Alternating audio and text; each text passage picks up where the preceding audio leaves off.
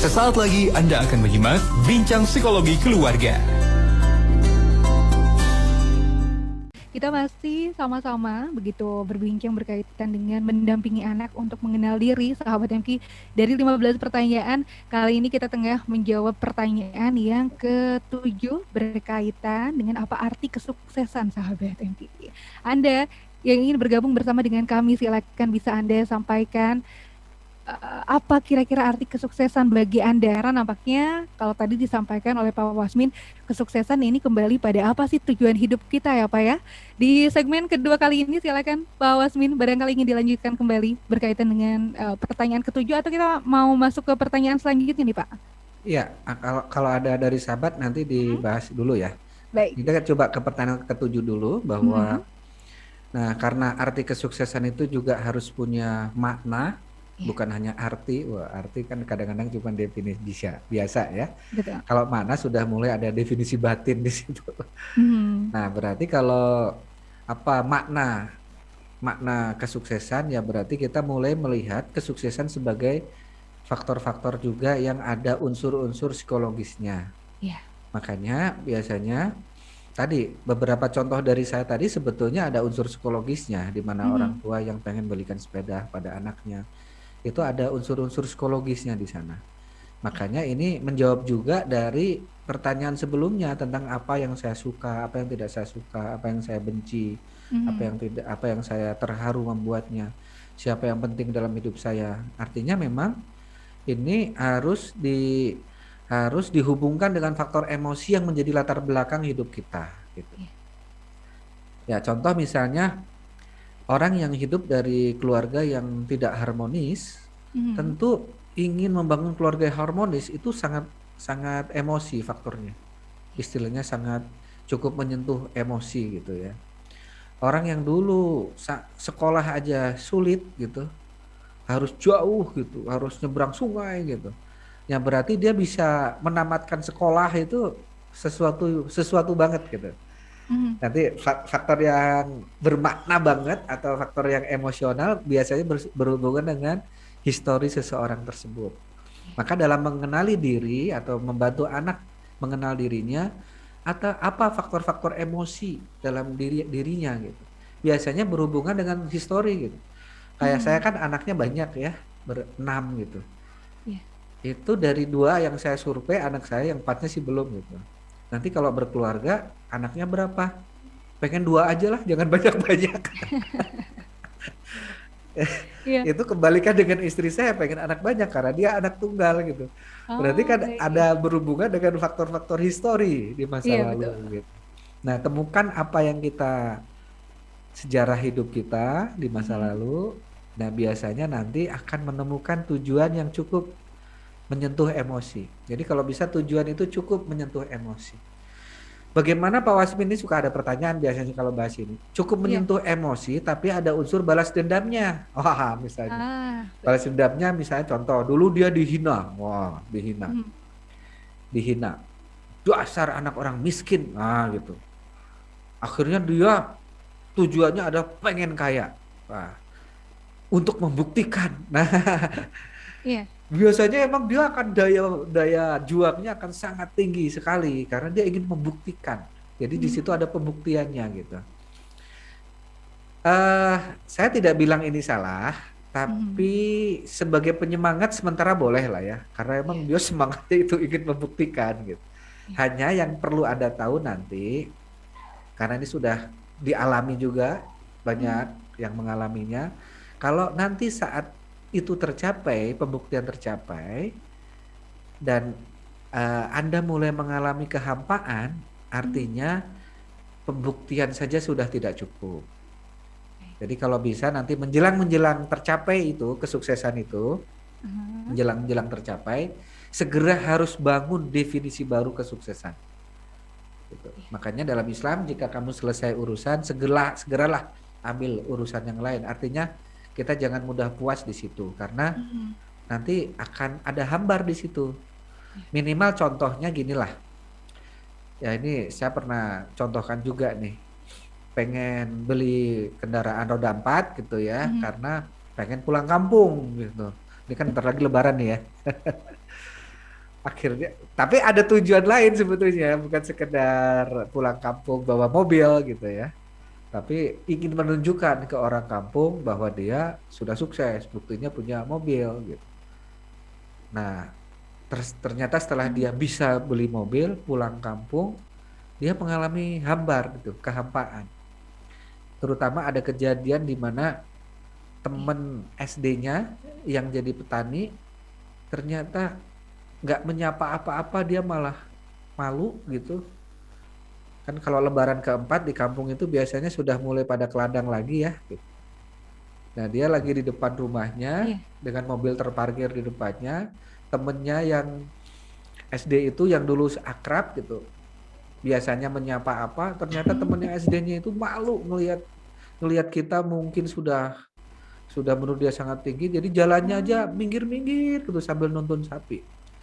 Nah, orang ini akhirnya merasa sedih sekali, untuk apa dia pamer-pamer kayak gitu ke orang kampung gitu. Malah orang kampung malah pada malu, pada nggak ngedeket gitu. Aha. Untuk apa sih gagal? Nah, ada peristiwa itu akhirnya dia pulang lagi ke kota dengan perasaan sedih, bukannya mendapatkan sebuah kebahagiaan. Nah, ini akhirnya Iya. menjawab pertanyaan yang ketujuh deh.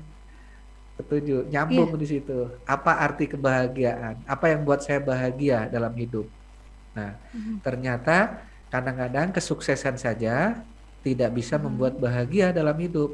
Kalau itu hanya mengejar sesuatu yang sifatnya performa saja, sesuatu yang sifatnya Iya. prestasi-prestasi saja, tidak ada Mhm. unsur eh, yang disebut purpose. Purpose.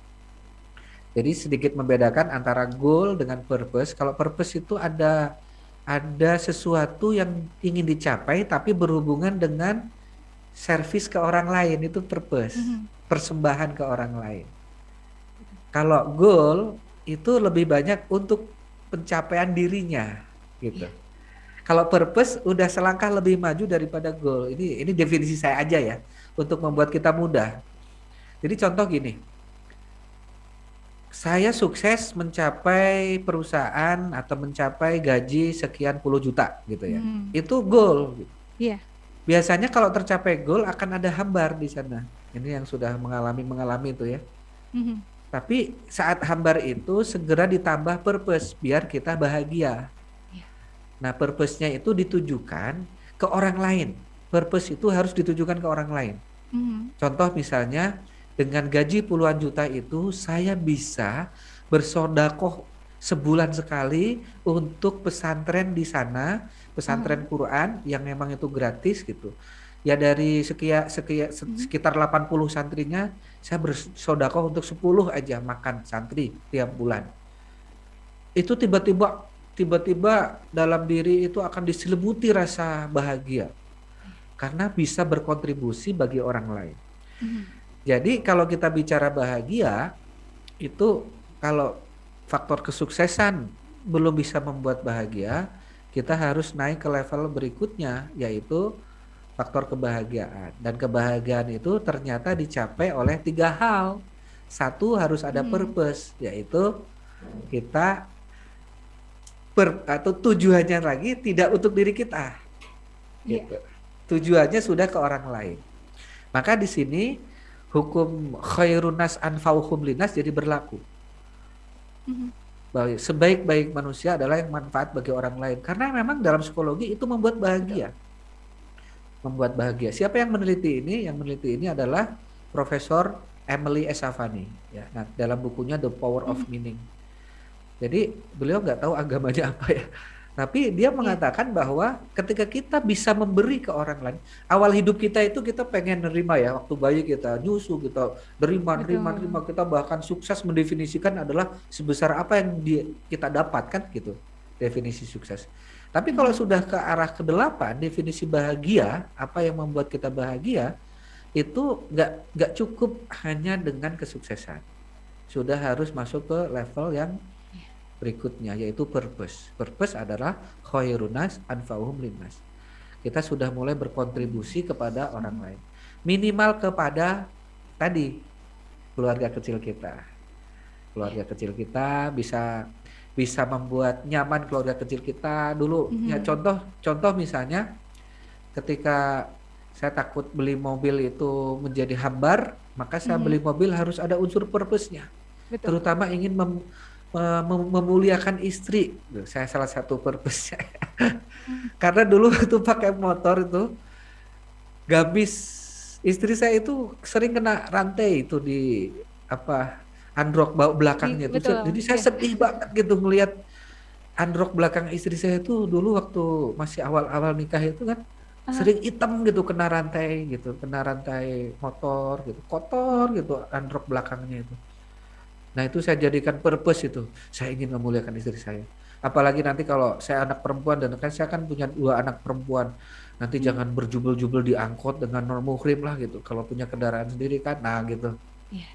Jadi saya alihkan ke situ daripada ke arah sekedar pencapaian sukses, bisa beli mobil, bisa pamer gitu. Nah kayak gitu nanti akan hambar biasanya, akan hambar. Tapi mulai didedikasikan untuk orang lain, untuk memuliakan keluarga, untuk membuat mereka lebih bisa menjaga diri gitu, keamanan gitu. Karena gimana roda 4 itu menurut survei tetap lebih aman daripada roda 2. Sehingga faktor keamanan juga menjadi faktor tujuan. Nah, dialihkan ke situ saja otak kita. Karena kalau otaknya ke arah pamer, ke arah definisi sukses itu mah jadinya nanti menemui hambar di sana gitu. Ya namanya perlu mengundang sahabat-sahabat nih untuk bisa masuk nih. Jadi silakan sahabat MK di rumah. Nampaknya kalau sekarang sudah bisa menjawab 2 pertanyaan ya Pak ya. Tadi apa arti kesuksesan? Yang kedua adalah apa arti kebahagiaan, betul ya Pak ya? Iya.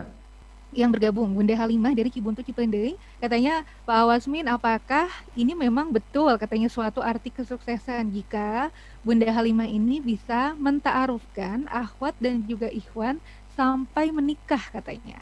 Kemudian Bunda Halimah juga menyampaikan arti kebahagiaannya adalah ketika bisa belajar motor terus sampai bisa, tujuannya adalah ketika tidak ada suami maka tidak akan dibonceng oleh orang lain yang bukan mahram, begitu Pak Wasmin. Masya Allah ya, ini betul, ini salah satu tujuan jangka pendek ya, bisa membantu menta'arufkan, menikahkan, termasuk bisa naik motor, itu kemandirian namanya ya.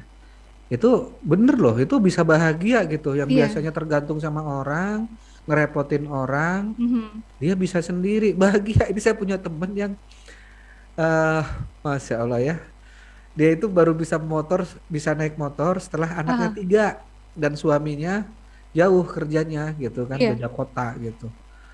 Padahal kendaraan ada, bahkan mobil pun kalau beli ada bisa, tapi dia apalagi jangankan mobil, motor aja gak bisa gitu kan. Akhirnya dia belajar tuh bisa naik motor. Pas sudah bisa dia langsung ke saya, Pak ini saya udah bisa naik motor gitu sambil bawa oleh-oleh itu. Jadi emang kebahagiaan juga bisa mandiri gitu. Anak saya bisa pakai kancing baju sendiri aja udah bahagia tuh, pas di TK-nya mau ditolong sama orang tua lain nggak bisa, nggak usah, aku udah bisa sendiri kok. Wah gitu, bahagia dia. Jadi betul, jadi ada tujuan-tujuan jangka pendek yang sifatnya untuk membantu orang lain, betul tadi kayak menta'arufkan, atau setidaknya tidak ngerepotin orang lain dengan kemandirian, itu bahagia gitu. Ada kemarin juga saya ada sahabat saya yang masih SMA, kita sebut klien ya, kadang-kadang saya sebut sahabat, saya sebut klien, SMA dia. Waktu pertemuan pertama konseling, dia keluhan dari orang tuanya nggak bisa buka tutup botol. Udah SMA belum bisa buka tutup botol. Habis licin Pak Wasmin, habis kenceng gitu. Ya pakai apalah, pakai tisu kalau basah, pakai kain gitu. Nah pas pertemuan kedua minggu berikutnya dia udah bisa buka tutup botol dan sudah bisa bangun jam 5. Kelihatan tuh wajah bahagianya tuh ya. Karena dia sudah menang sebetulnya, dia menang melawan habit lama, dan untuk membangun habit baru ya. Yang tadi biasa lama susah naik harus kendaraan umum atau harus repotin suami, dia udah bisa naik motor, itu bahagia nanti insya Allah, betul. Nah nanti tinggal cari yang jangka panjangnya, jangka panjang mungkin terutama untuk ibu-ibu yang muda nih, Teh Sarah nih, cari pekerjaan yang bisa membantu penghasilan tapi tanpa meninggalkan pendidikan anak di rumah. Yang dalam jangka panjangnya ya, dalam Iya. jangka panjangnya, kalau sekarang sih mungkin penghasilan belum lah ya, belum jadi penghasilan, tapi sudah mulai nge-branding tuh ya. Mhm. Yang jangka panjangnya, apa jangka panjang itu sekitar 15 tahunan, ketika Iya, anak-anak sudah SMP mau SMA, kita kan sudah nggak repot lagi tuh, anak-anak sudah betul. mulai mandiri. Di situ kita mulai genjot bisnisnya tuh, Wah, mulai baik. genjot bisnis. Artinya ada jangka panjang tuh kan, Betul. 15 Mhm. tahun.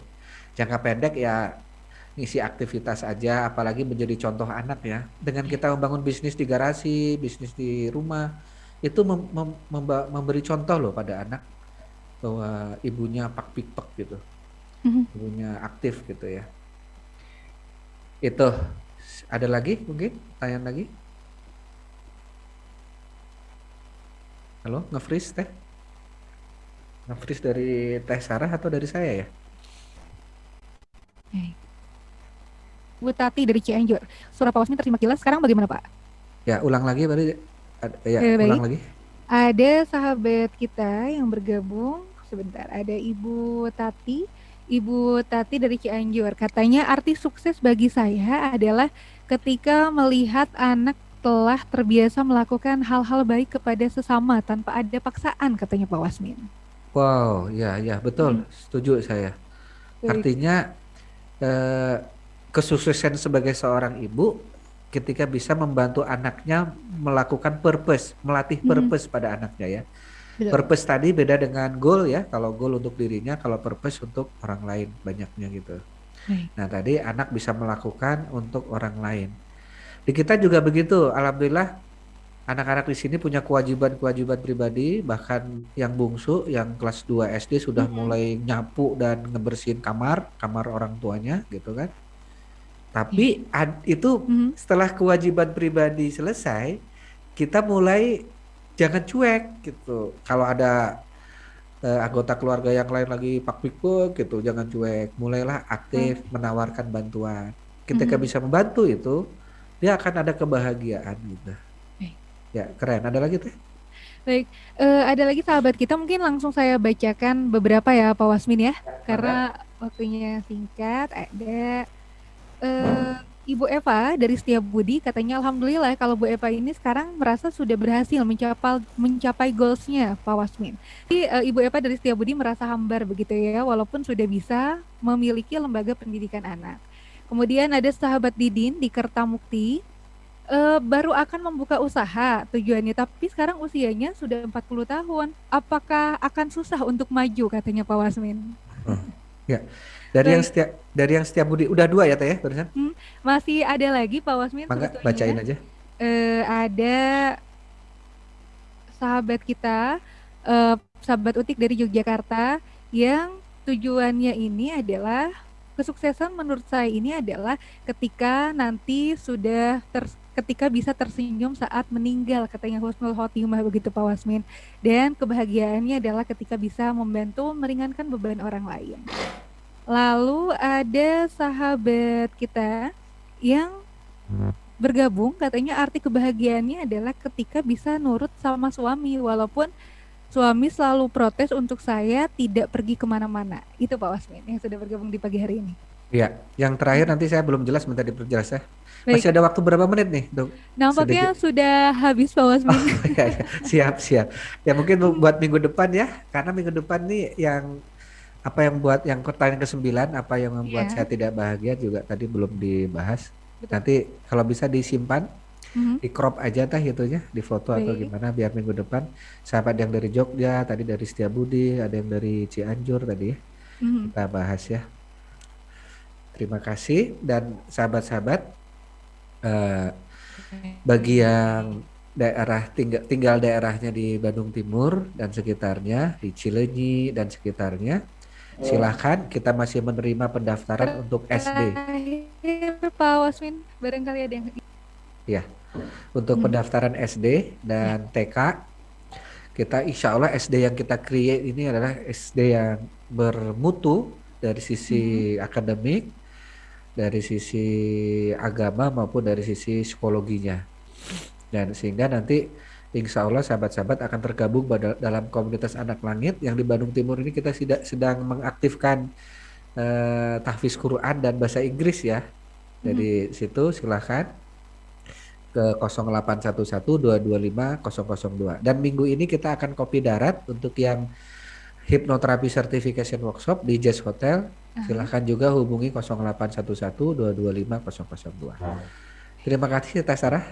Silahkan. Baik, terima kasih banyak Pak Wasmin yang sudah berkenan untuk berbagi di pagi hari ini. Insya Allah nanti kita akan lanjutkan kembali, berarti ada part 8-nya insya Allah ya. Part 8 sahabat insya Allah. MK. Kita akan lanjutkan. Selamat untuk beraktivitas kembali Pak Wasmin. Salam untuk keluarga. Wassalamualaikum warahmatullahi wabarakatuh. Wassalamualaikum warahmatullahi wabarakatuh.